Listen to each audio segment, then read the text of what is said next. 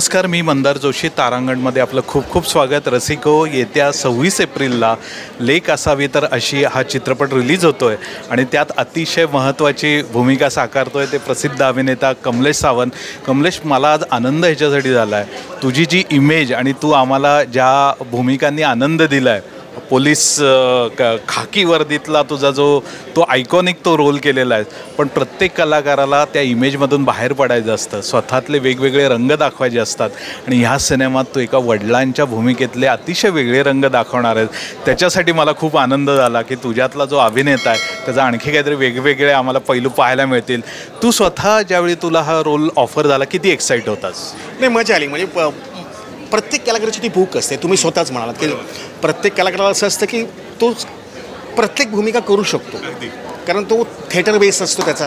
तर थिएटरमधनं तो वेगवेगळ्या भूमिका त्याला एकांकिकेत करायला मिळाल्या असतात किंवा राज्याच्या स्पर्धेत करायला मिळाल्या असतात. पण त्या पुढे मिळतील की नाही, कारण त्या भूमिका आपण स्वतःहून स्वीकारलेल्या असतात.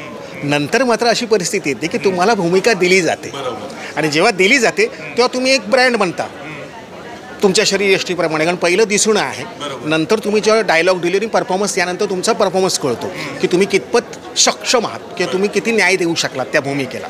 तर शरीरयष्टीप्रमाणे मी नॉर्मल म्हणजे ज्यावेळी ह्या क्षेत्रात नव्हतो तेव्हाही मला लोक असं म्हणायचे की तुम्ही पोलीसमध्ये आहात का म्हणून. तर मायबाप रसिक प्रेक्षकांनीच माझं कॅस्टिंग केलं पोलीस म्हणून. तर माझं 50% काम पूर्ण झालेलं आहे. आता फक्त मला 50%च काम करायचं असतं.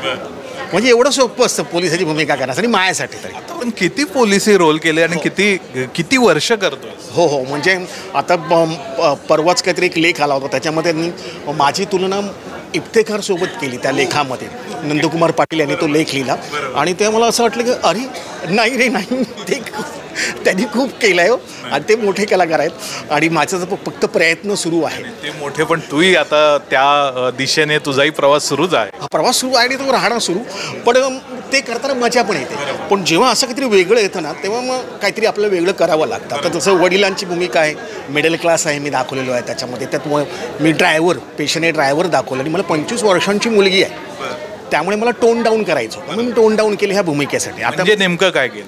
मग मी एक्सरसाइज बंद केली पहिले, कारण हां, तर एक्सरसाइजमुळे काय होतं की एक्सरसाइजमुळे आपलं भूक लागते आणि आपण खूप खातो, मग त्याप्रमाणे आपली शरीरयष्टी बनत जाते. मग मी जवळजवळ मी डबल XL 44 ते आता मी 42 झालो. मी ह्या भूमिकेसाठी मी 42 झालो. मग व्यायाम बंद केल्यामुळे भूक कमी झाली, चालणं जास्त ठेवलं आणि पूर्ण टोन डाऊन करून घेतलं, कारण ह्या भूमिकेला मला न्याय द्यायचा होता. कारण ती वडिलांची भूमिका आहे, 60 वर्षांचा मी बाप दाखवलेलो आहे.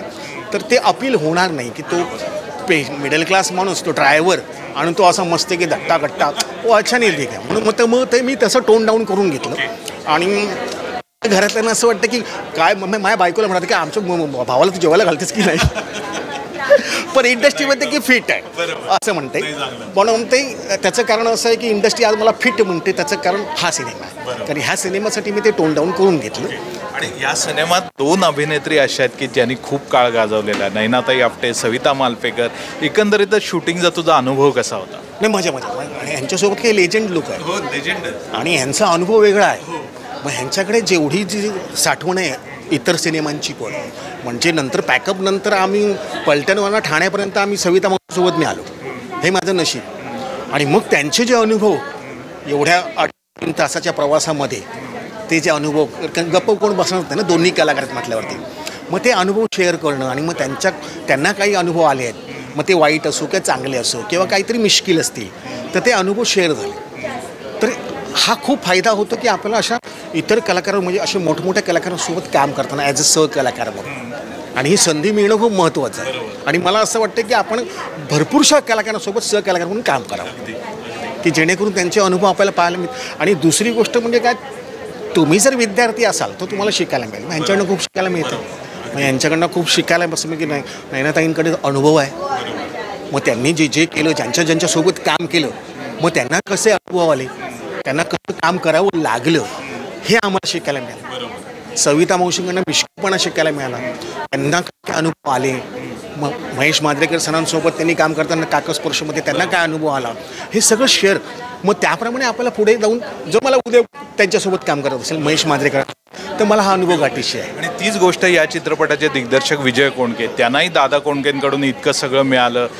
ते निर्मिती असेल, वितरण असेल, त्यांचाही तुला खूप टिप्स मिळाल्या असतील काम करताना. आणि विजय कोंडकेचं तुम्हाला वय दिसते ते तसे नाही आहे.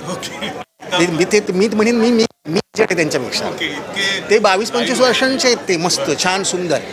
त्यामुळे काम आम्ही असं सुकर काम करत होतो व्यवस्थित. आणि त्यांचं कुठेही जबरदस्ती नाही की मी इतकी वर्ष काम, मी 33 वर्षांपूर्वी गोल्डन ज्युबली दिलाय असं काही नाही त्या माणसाचं. म्हणजे निर्माता आणि दिग्दर्शक हे उत्तम उदाहरण म्हणजे विजय कोंडके असेल. म्हणजे मी कमर्शियल लेवलला तुम्हाला सांगेन की त्यांनी ॲडव्हान्स असा बसल्या ॲडव्हान्स दिला, तयार चेक असा तयार, ॲग्रीमेंट साईन हा चेक हां मिळणं दुर्मिळ. आणि ही शूटिंग पॅकअप झालं माझं आणि दुसऱ्या दिवशी मला शेवटचा पेमेंट आला. म्हणजे त्यांनी डबिंगसाठी पण पेमेंट ठेवला नाही, जो 10% ठेवला होता तो आधीच क्लिअर. बरं, दोन वेगळ्या गोष्टी मला तुझ्याकडून जाणून घ्यायच्यात. यात तू ड्रायव्हरचा रोल केला आहे, त्या निमित्ताने वेगळा तुला प्रश्न, तू मुळात ड्रायव्हिंग कधी शिकलास आणि एकंदरीतच ड्रायव्हिंगबद्दल तू काय मस्त गोड आहे. हा मला ही जेव्हा भूमिका सांगितली विजय कोंडके सर, मी त्याला पहिला प्रश्न बोललो की मला ड्रायव्हिंग येत नाही, तर गाडी चालवायची आहे की नाही. ते बोलले नाही चालवायची. तू शिकलाच नाही गाडी कधी? मला फक्त माझी आता ऑटोमॅटिक आहे म्हणून ती मला चालवता येते. माझे लायसन नाही पहिली गोष्ट. हां नाही, कारण माझे पहिल्यापासून ड्रायव्हर आहे, त्यामुळे मला गरजच पडली नाही. मी ड्रायव्हिंग सीटवर पण बसलो नाही कधी. पण माझी आता ऑटोमॅटिक गाडी आहे ती मला चालवता येते, पण गिअरवाली गाडी मला नाही चालवता येत, तर येत नाही ती. तर माझा पहिला प्रश्न जेव्हा मी सांगितलं तू ड्रायव्हर आहेस, म्हटलं 1 मिनिट नाही, मला गाडी येत नाही, मला 4 व्हीलर येत नाही, मला तो ऑटोमॅटिक येते, त्यामुळे ते बघा काय ते. नाही तुला नाही गाडी चालवायची, तू ड्रायव्हर होतास, आता तू वयस्कर दाखवलं, तुला गाडी बिडी काय चालवायची नाही. म्हटलं फ्लॅशबॅक बिशबॅक दाखवू नका, नाही तर मी गाडी मला थोडीशी इथून तिथे पण आणायची. मला म्हटलं नाही जमणार. आणि मी पोलीस करताना पण प्रत्येकाला तेच सांगतो की मला 4 व्हीलर येत नाही, तुम्ही कोणतरी हवालदार ठेवा, तो गाडी चालवेल, मी जर इन्स्पेक्टर असेल तर. खूप छान आहे. या प्रश्नामुळे वेगळीच माहिती मिळाली. माहेरची साडी टायटल आहे, साडीबद्दल मला एक तुला प्रश्न आहे. आत्तापर्यंत तू काही साडी खरेदी केली आहेस का, किंवा काय सांगशील, सांग जरा त्याची. मी माझ्या आईसाठी केली. जेव्हा माझं पहिलं पेमेंट आलं होतं तेव्हा मी आईसाठी साडी पहिली खरेदी केली, कारण ते प्रत्येक जणांचं असतं, असं इमोशन्स असतं. ते आता मी जवळजवळ हे 22 वर्षांपूर्वीची गोष्ट आहे. तेव्हा मी काळा चौकीला चालत होतो आणि आई आणि मीच होतो. वडील एक्सपायर झाल्यानंतर आई आणि मीच दोघंच होतो. माझा पहिला पेमेंट आला होता आणि मी 500 रुपयांची साडी तेव्हा घेतली होती आईसाठी, आणि ती मी आईला दिली आणि ती आई खूप खुश झाली. अरे बापरे, ह्याने कधीच काय दिलं नव्हतं, आज कसं देतो आहे. तर तिला म्हटलं माझा पहिला पेमेंट आला बघा. केलं ना मग मिसेससाठी, हां, आणि बहिणींसाठी केल्याच, म्हणजे हां, मग भाऊबीज असते तेव्हा माझ्या 3 मोठ्या बहिणी आहेत, तर भाऊबीजेला आणि रक्षाबंधन. ते अगदी शेवटचा प्रश्न, लोकसभेच्या निवडणुका अगदी येऊ घातलेल्या आहेत, सगळीकडे टप्पे सुरू झालेले आहेत. तू राजकारण फॉलो करतोयस का? एकंदरीत तुला काय सांगायचं राजकारणाबद्दल? ते राजकारण असं मी फॉलो करत नाही, पण मी माझं वर्तमानपत्र वाचून आहे. आणि आता आजकाल तुम्हाला माहिती आहे, तर इलेक्शन आल्यामुळे फक्त तेच तुम्हाला दिसतं, बातम्यांमध्ये पण तेच दिसतं, वर्तमानपत्रात पण सगळे राजकारणी तसेच आहेत. आणि राजकारण बदललेलं असं मला वाटतं, कारण माझे वडील समाजसेवक होते मोठे. म्हणजे मी असं म्हणेन की त्यांनी जर 5 पैसे घेतले असते तर आम्हा 5 मुलांना बंगले असते, 5 बंगले असते आमचे 5 मुलांचे. पण त्यांनी 1ही रुपये कधी कोणाकडनं घेतला नाही आणि समाजसेवा केली. म्हणजे एवढी समाजसेवा त्यांनी केली होती की आमच्या विभागातले ज्वेलर्स लोक होते गुजराती, ते त्यांना इलेक्शनला स्वतःच्या पैशाने उभं करत होते. पण वडील रेल्वेमध्ये असल्यामुळे आणि 5 वर्षांना रिटायरमेंटला बाकी होते, तर त्यांचा विश्वास नव्हता की पब्लिक मला जिंकू देईल की काय, कारण रेल्वे सोडावी लागेल, आणि जर नाही मी जिंकलो मग पुढे काय, माझ्या कुटुंबाचं काय, म्हणून ते उतरले नाही. तर असं ते प्रश्न होतं. तू नेता म्हणून, अभिनेता म्हणून प्रस्थापित आहे, तुला नाही वाटलं कधी आपण नेता व्हावं? नाही, मी सगळं पाहिलं आहे ना, मी माझ्या घरी पाहिलं ना सगळं. कारण कसं आहे, दोन दिशा आहेत. एक माझे वडील रेल्वेमधनं कामावरून आल्यानंतर ते बाहेर जायचे, ते रात्री 1:30-2ला आले ते यायचे. आता माझी आई जुन्या वंगणाची, मग पाहिलं. वडील समाजसेवक होते ठीक आहे, पण मला माझ्या आईचं स्ट्रगल दिसते. मग ती 1:30 वाजता बिचारी उठायची. आमच्याकडे 3:30ला पाणी यायचं तेव्हा, 40, तर 3:30ला पाणी भरायचं, 7ला पाणी जाणार सकाळी. मग ती 1:30ला उठून ती त्यांना जेवण द्यायची, ते जेवले की स्वतः जेवायची, मग त्यांचे पाय चेपायचे, मग ते झोपले की ती झोपायची, लगेच उठून 3:30ला पाणी भरायचं. हा तिचा स्ट्रगल मी पाहिलेला आहे आणि हा पप्पांचा माझ्या वडिलांचा स्ट्रगल पाहिला. नकोच ते. त्यामुळे मग अब्बा असो. खूप छान. मला वाटतं की कमलेश, ह्या सिनेमानिमित्ताने 2-3 वेगळ्या गोष्टी तुझ्याकडून आम्हाला कळल्या.